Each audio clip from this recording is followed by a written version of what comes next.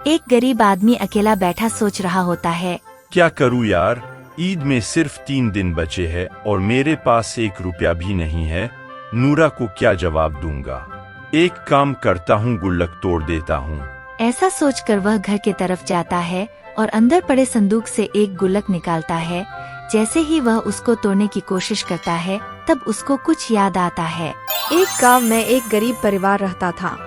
वह परिवार गरीब था, लेकिन उस परिवार में पैसे की तंगी के साथ खुशियों भरपूर थी।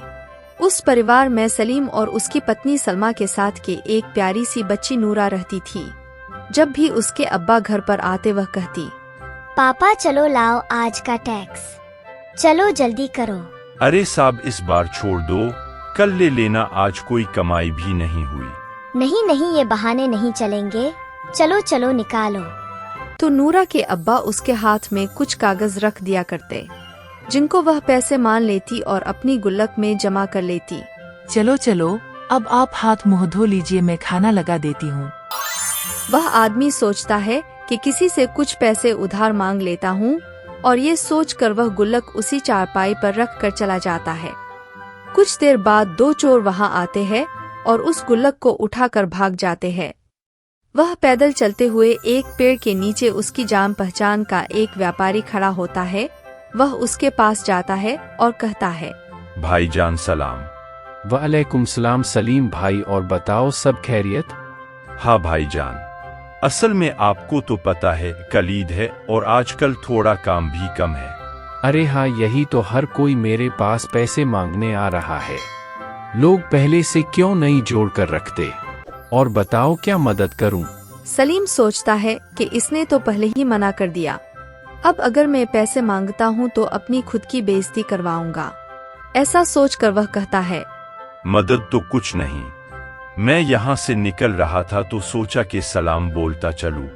और बताओ सब खैरियत? अल्लाह का रहम। चलिए, खुदा हाफिज। खुदा हाफिज।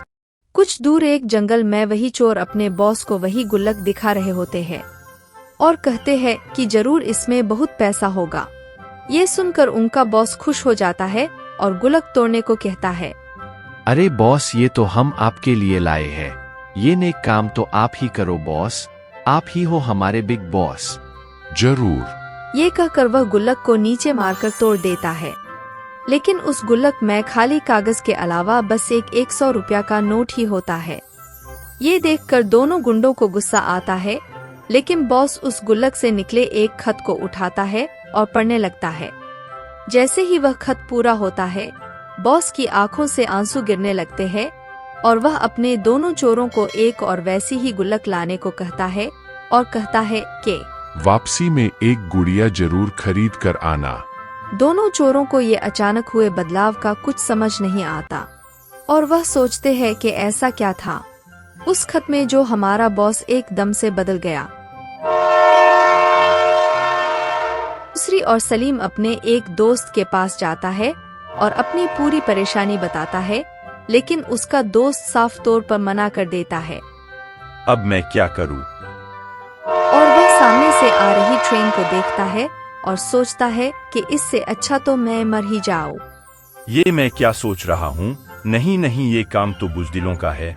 अगर आज मुझे कुछ हो गया तो मेरे परिवार का क्या होगा? ये सोचते हुए वह अपने घर की तरफ रवाना हो जाता है। आ गए बॉस हम, ये लो अपनी गुल्लक, अब क्या करना है? अब अपनी जेब से जितने भी पैसे हैं सब निकाल के इस गुल्लक में डाल दो। गुंडे समझ नहीं पाते कि आज उनका बॉस उनसे क्या करवाना चाहता है। कुछ ही देर में गुल्लक पूरी तरह पैसों से भर जाती है। जाओ अब इसको वहीं पर रख कर आओ जहाँ से तुमने इसको चुराया था। ऐसा कहने पर गुंडे उस गुल्लक को लेकर सलीम के घर की ओर चले जाते हैं। कुछ देर बाद सलीम को याद आता है उसने एक दफा उसमें 100 रुपए डाले थे। क्यों न उस पैसे से कुछ राशन और चीनी ले आता हूँ, घर में कुछ मीठा बना लेंगे। ऐसा सोचकर सलीम घर पर पहुँच जाता है और गुल्लक के पास रखी गुड़िया को देखकर हैरान होता है, लेकिन वह सोचता है कि शायद कोई बच्चा भूल गया होगा। वह गुल्लक को उठाता है और तोड़ देता है, लेकिन जैसे ही गुल्लक टूटती है वह समझ ही नहीं पाता। पूरी गुल्लक पैसों से भरी होती है और जिसके पास एक मिठाई खरीदने के पैसे नहीं होते, मानो अब उसके पास वह सब खुशियाँ वापस आ गई थी। सलीम अपने दोनों हाथ उठाकर कहता है, या खुदा आपका शुक्र है। कुछ ही देर में सलमा और नूरा घर पहुंच जाती है। सलीम के हाथ में पैसे देखकर सलमा पूछती है, या अल्लाह, इतने पैसे? कोई चोरी तो नहीं की आपने? सलमा के पूछने पर सलीम ये सारी बात अपनी पत्नी को बताता है और कहता है, ना जाने ये सब कैसे हो गया, क्योंकि इस गुल्लक में तो कागज ही थे। ये सब सुनकर नूरा कहती है, वो कागज नहीं थे, मैंने अल्लाह को एक खत भी लिखा था। उसमें लिखा था, मेरे प्यारे अल्लाह, मुझे मालूम है मेरे अब्बा मुझे कागज के टुकड़े देते हैं और कहते हैं कि ये मेरी कमाई है। मैं ये कागज देखकर इसलिए खुश हो जाती हूँ, कहीं उनको ये न लगे कि वह पैसे से तंग है। मुझे यकीन है आप पर एक दिन आप ये सब कागज के टुकड़ों को पैसों में बदल दोगे और मुझे एक गुड़िया इस ईद पर जरूर दोगे, नूरा। तो देखा आपने, जिस मुराद में सच्चाई होती है वह हमेशा पूरी होती है। आपको हमारी कहानी कैसी लगी कमेंट सेक्शन में कमेंट जरूर करें और हमारे चैनल को सब्सक्राइब करना ना भूलिए। फिर मिलेंगे एक और कहानी के साथ, तब तक के लिए धन्यवाद और ईद मुबारक।